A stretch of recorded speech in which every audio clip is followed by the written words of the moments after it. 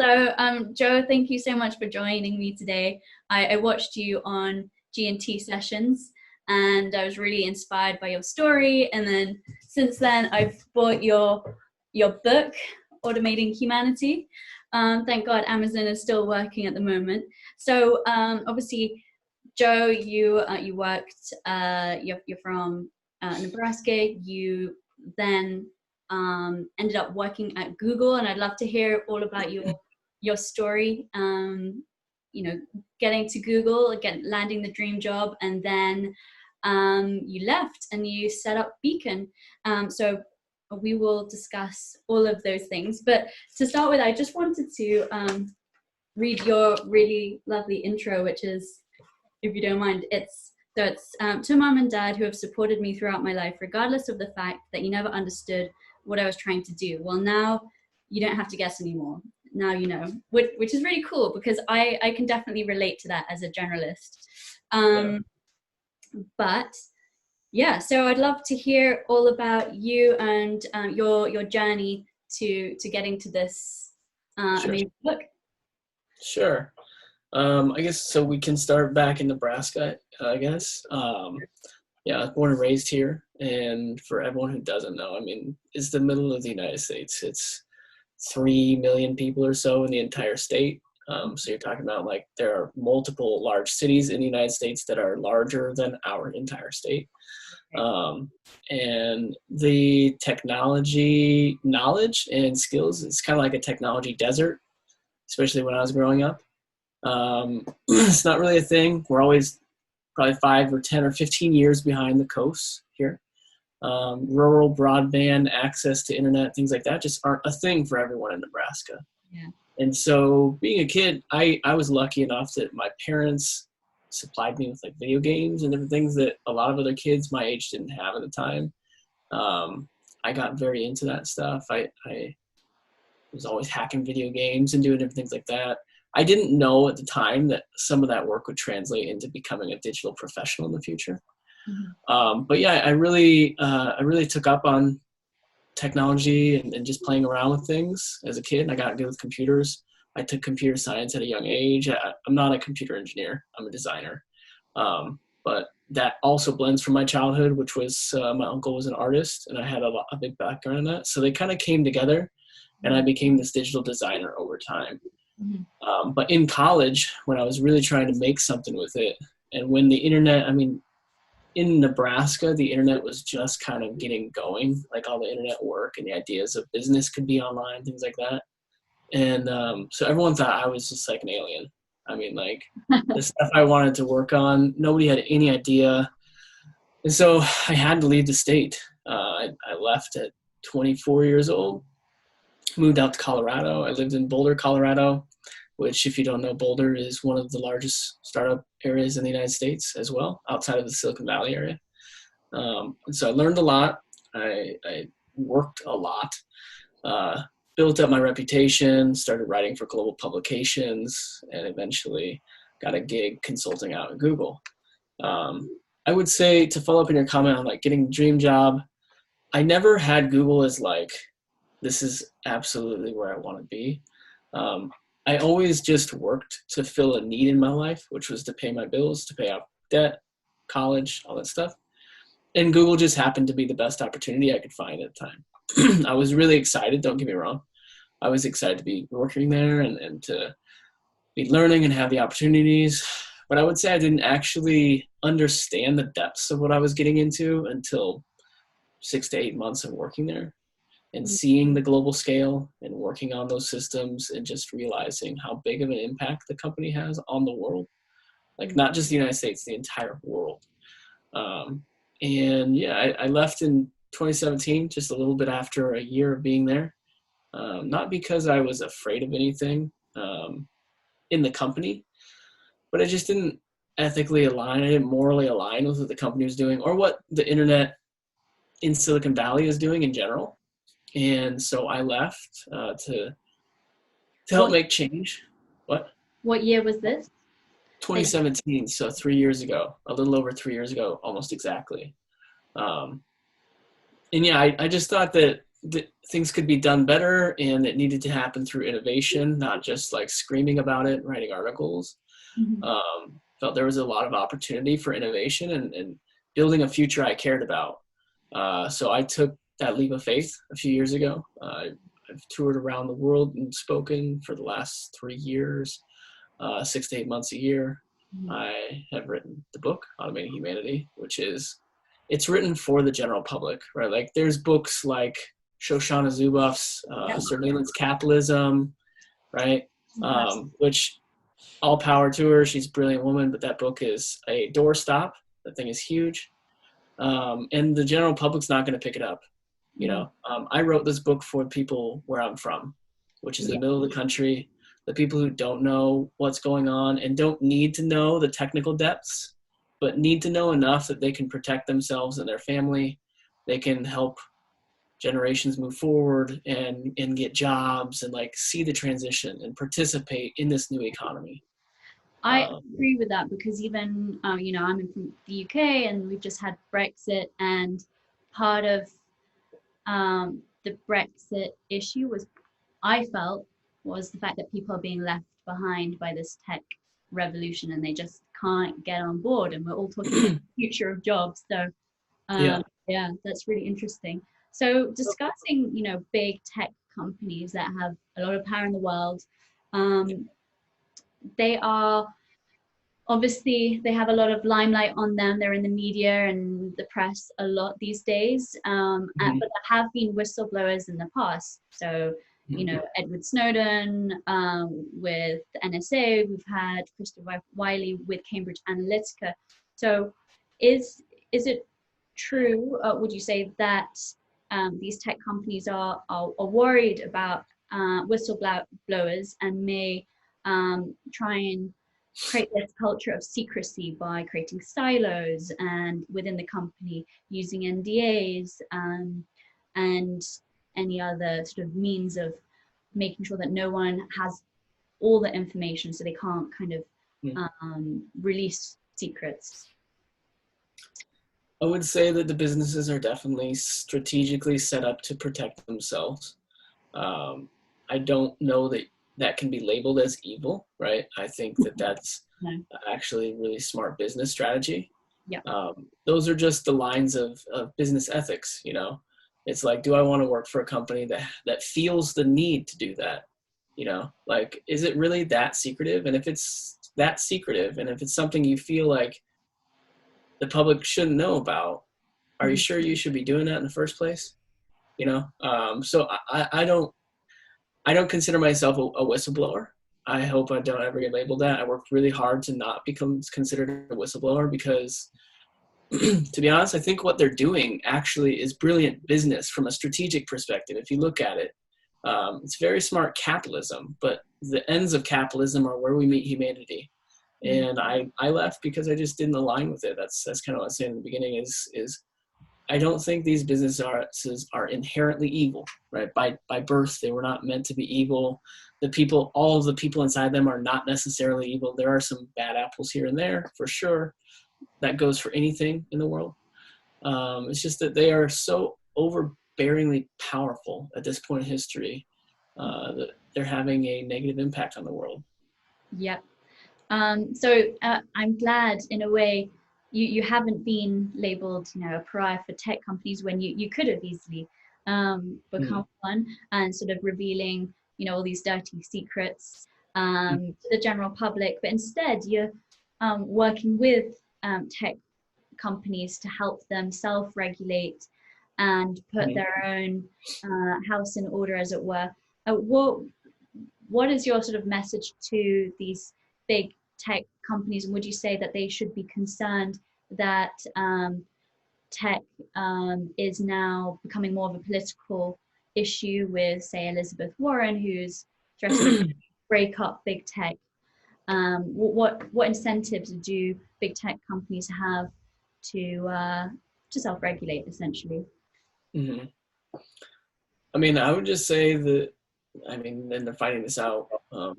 People aren't dumb. You can put a smoke screen over people for a while. You always can. There's always going to be those people in the world. And a lot of those people get way far ahead. You know, a lot of those people are some of the wealthiest people in the world.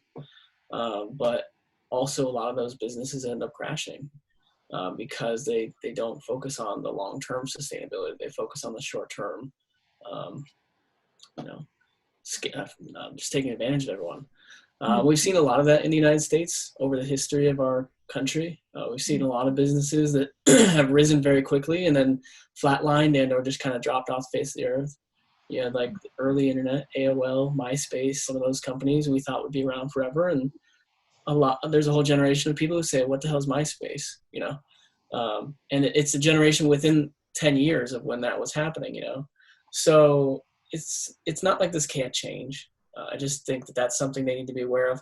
Yes, these companies have a lot of data on us historically, and that has a lot of value. But actually, if you're into the field at all, like 2 or 3 year old data becomes really stale and a lot of times not valid anymore. So if they want to continue to have access to our data and to have users that care to stay on their platform, don't feel like they're getting scorched, you know, I think that it's in their best interest to change their business models. And if they don't, we'll leave it up to the free market for innovation. And I think that the market will come out on top.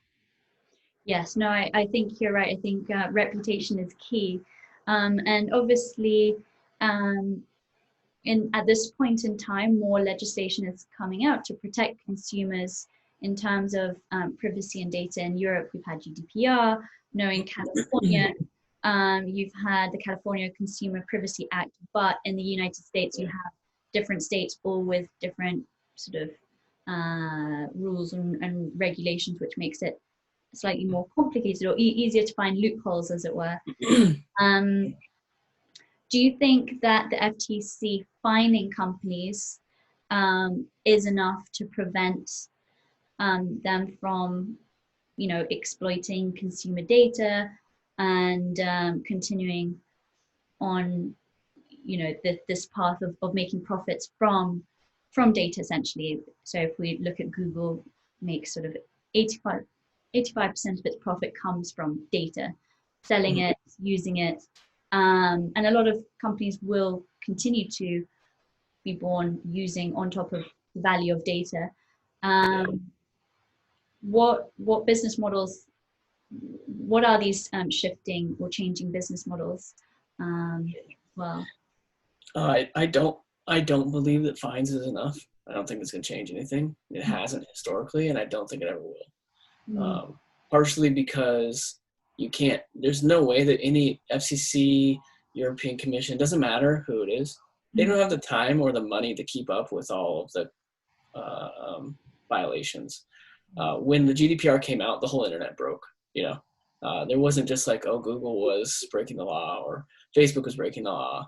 Every single company on the internet was breaking the law as soon as that law went up. So as much as I applaud the GDPR for taking steps, it's a big failure in that sense. There was no actual scope in how we keep these companies accountable. There's no criminal liability, so these companies are budgeting for these fines. It's actually part of their bottom line to just say, yeah, we're going to have a $5 billion fine next year. We'll just take it out. No big deal. Fines don't really work. I think we need criminal liability, but I think what's coming out of it that's going to help in the transition towards a better internet is that with these fines and getting them tied up in court and all these things, it may not shut them down, but it may end up slowing them enough that other companies have a chance to take off. And I think that we're going to see new incentive structures also put in place through law. I think that for example, I don't know if you've ever heard of the conscious capitalism movement or the benefit corporation, anything like that. No, I haven't. But would you be able to explain what they are? Yeah, real briefly, it's working on stakeholder capitalism instead of shareholder capitalism. So the difference there is that you're focused on appeasing all of your stakeholders in a company, which includes not just your investors. Also, I mean, it is your investors, but your investors, your customers, your employees, the environment, the government around you, all your constituents, versus the current model that these companies exist in is shareholder capitalism, which is only focused on driving money for the bottom line for short-term revenue gain. And that is a actual legal structure in the United States. And that's having that will, I believe, make a dramatic difference in the future as we have a bunch of companies pivoting into that over time. I think that it's going to be like whole wheat bread. You know, in the early 2000s, everyone's like, I don't need to eat that. Now everyone's like, oh my gosh, I can't eat white bread. You know, it can happen in a short period of time. Yeah. Are there any examples that, you know, we can like take a look at? Examples of companies? Yeah. There's not a lot of tech companies that are doing it right now. There are some, don't get me wrong. I don't know the depths. It's a directory of, I think, 4,000, 5,000, 6,000 companies at this point in history. And it just started like 10 years ago. So it's the fact that companies are willfully switching their legal structure. You have like Ben & Jerry's ice cream. Dove was for a while. I don't know if they still are. Dannon, the yogurt. Yeah. And then there's some big companies that have switched over. Unilever, not Dove, sorry. Unilever, which is the bigger parent. Yeah, absolutely. So there are companies that are looking at it. There are companies, it takes time to make that transition too. If you're a billion or multi-billion-dollar company, you can't just like go change your legal documents tomorrow. You have to get, I read the whole governing law aspects of it. I think you have to get like 70% of your board to sign off. So that means you have to get 70% of a shareholder-driven board to say, yeah, we're going to put our money behind us and think about the whole picture instead of just us. You know, so that's a really hard sell. First, you have to get that approval. Then you actually have to implement all the vetting process, because you have a pretty stringent vetting process to become a B Corp. And then you really have to implement it. So for some big companies, this could take them 3 to 5 years to like move into, you know.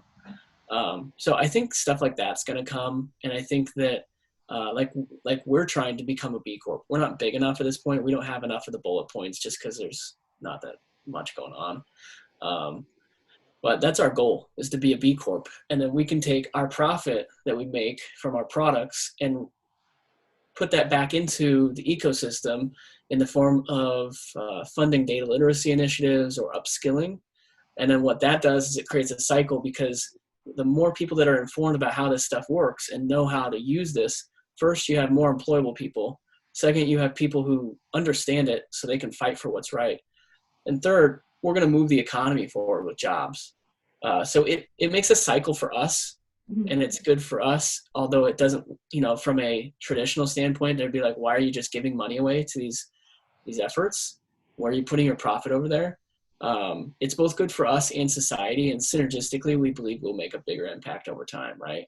Yeah. So I think that's just the mindset, the shift from traditional capitalism to this future capitalism. And I think that because of that, you're going to see certain companies that choose this route scale up very fast, because they did it through a crowdsourced, like take care of everyone effort, versus these traditional businesses that scale up really fast because they're just extracting from everything. Wow. So that's incredible. So I suppose we're talking about Beacon now, and which stands for Better Ethics and Consumer Outcome Network. So part of that is consulting different groups, but then also these initiatives that you're talking about, and potentially also helping companies become B Corps. That's very exciting. Can you tell us a bit more about the network itself, how you set it up? What are some of the projects that you're working on at the moment with it? So the purpose of Beacon was because as I was doing my work in the early days, I was very much like one of those very passionate people who said, you know, we need to do this because it's right. It's just the thing to do. And I still feel that way about all this work. But what I realized about 1.5 years in was that business and government doesn't care. They care about the money. And so if you can figure out how to make these changes and make money, you change the game, and you do it in a reasonable amount of time, versus if you try to lobby the government, it's going to take you 5 or 10 years sometimes. Like I'm just now getting into government discussions, and I've been doing this for 3 years. Just imagine the amount of time it's going to take. I just got my first bill put into committee in New York State. But like that's got to get approved. That's got to get voted on. That's just a baby step. You know, it's going to take 5 to 10 years for us to really start to see change on the legislative front. But the whole point of Beacon is it's better ethics and consumer outcomes, right? Because a consumer outcome is a business tactic. I can look at that and I can say, by doing this thing, you're going to impact the outcome of the consumer experience, and it's going to drive X amount of revenue. So we're taking ethics and making it a business initiative. And that's what our goal is. We do that through consulting.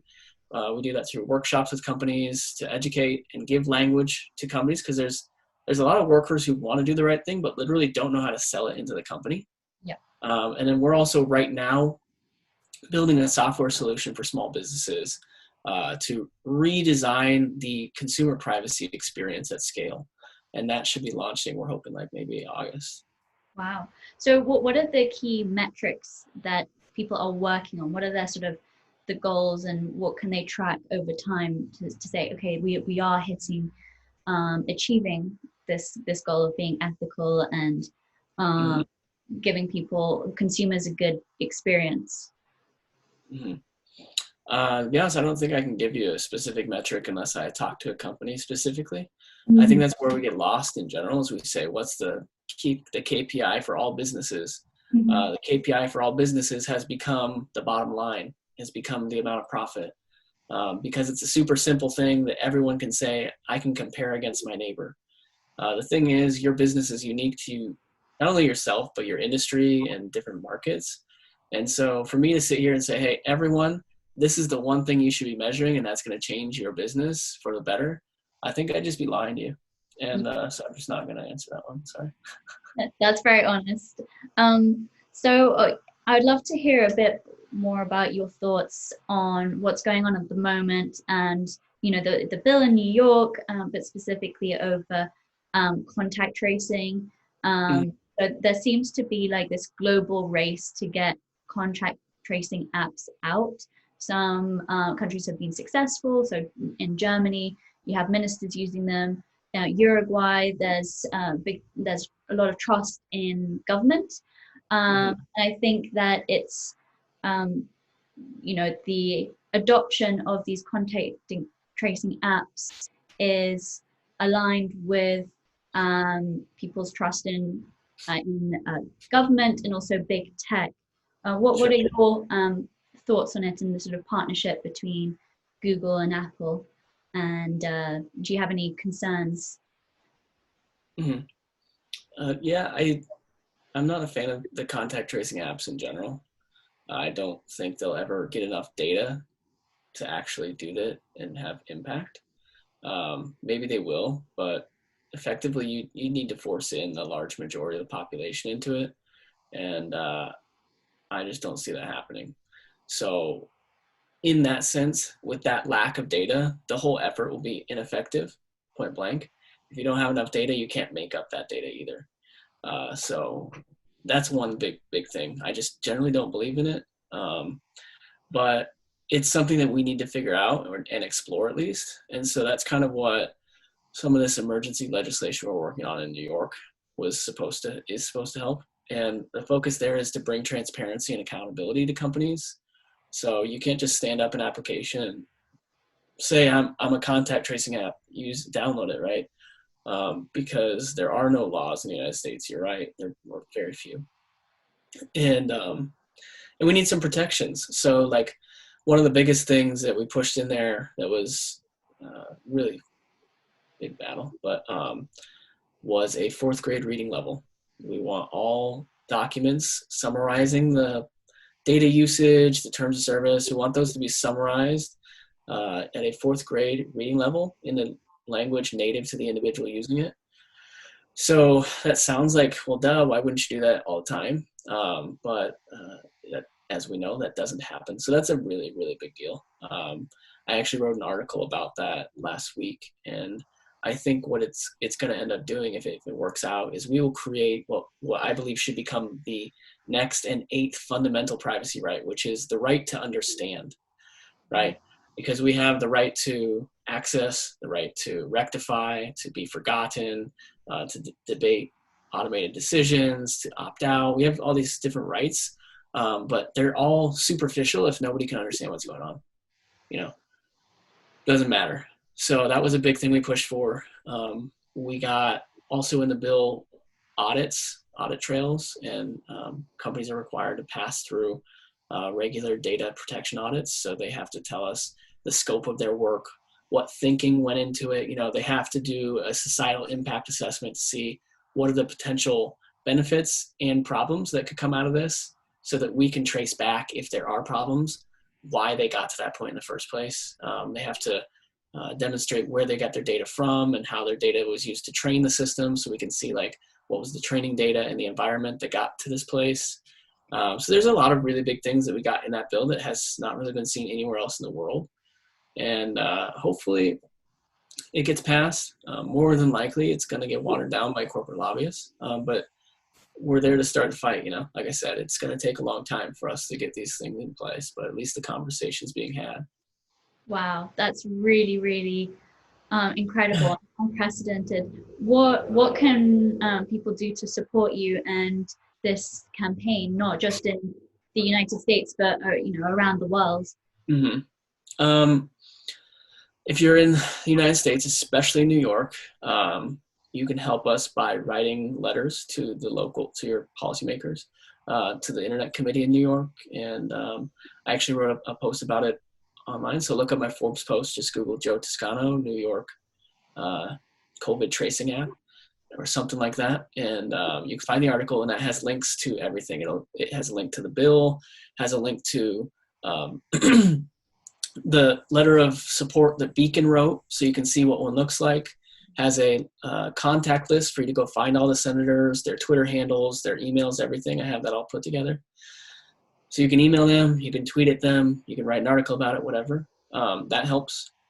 If you're not in New York, in Europe, United States, wherever, you can go read the bill. It's only 6 pages long. Go read it and use it to build upon.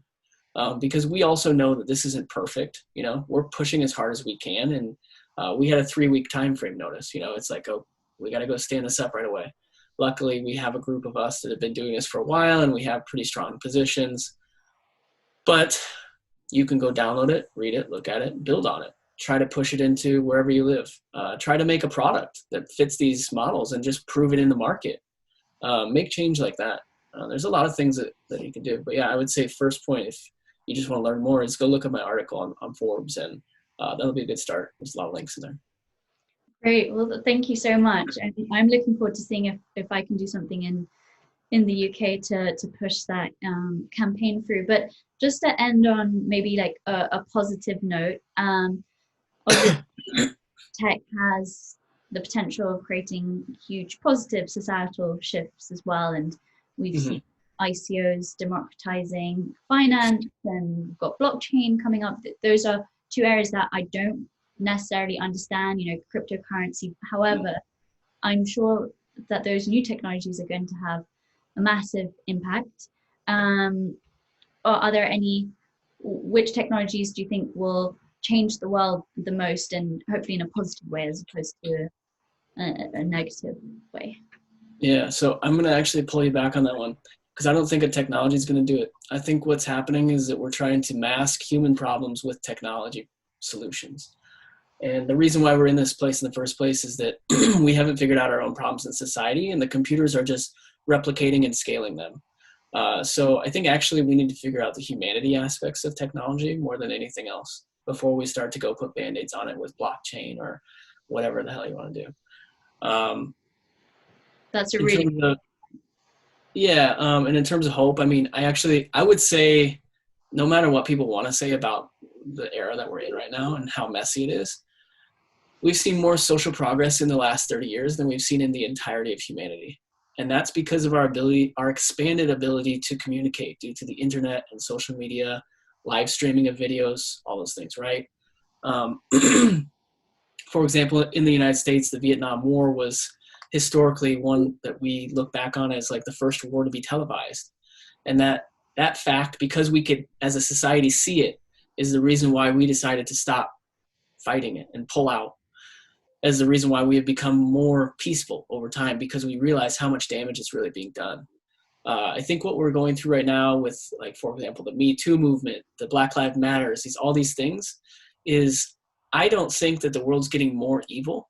I think the world is becoming more transparent, and in it we're seeing all the evils that have been and we are now washing it out. I Yeah. think we're in the middle of a revolution right now. That's what we're seeing. So if I have any hope, I believe that it is that right now is messy, but we're going to get through it.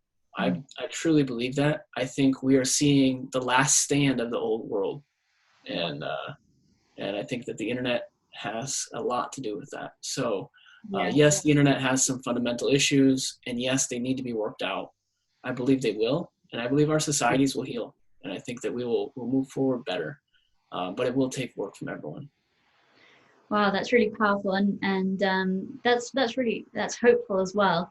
And I agree that tech is making us more conscious of some of the ills of society, and hopefully we can heal from that. And I'm really excited about the next generations. They'll be a lot more aware of what some of their actions and the consequences of their actions might potentially be. So, Yeah. as a just to sort of round up our conversation today, are there sort of three main takeaways that the audience can take from this conversation that you want to spread? I might give you like one, which is just that we need action, point blank. Um, your posts online are great. Helping out in that way is great to raise awareness, but kind of like we saw in the last elections all around the world, that's not a vote. And what we need right now are votes. We need people to go and make a statement at the ballot box on these issues. We need people to go flood the inboxes of their representatives, and we need people to stand up and have some principles in business. Not everyone has the opportunity to take the risks that I have. Not everyone has the opportunity to go and try to make these changes, and I understand that. But there are things you can do within the company you're at. You can stand up and fight for what's right. You can go find data that supports your arguments and make a real business case for it. You can help make change. And that's why, like, even sometimes I see postings from friends who are at Amazon or Facebook, they're sharing job postings, and I share them online. Not necessarily because I want to work there, but those roles I hope get filled by people who want to make this fight, because we need it internal and we need it external. And we need everyone taking action right now. Wow, that's really powerful. Thank you so much for your time today. I had it was a really interesting conversation, and I know you're super busy and probably exhausted from working on this bill. So it's been great. Yeah, a lot going on. But yeah, thanks for having me. And let's keep in touch.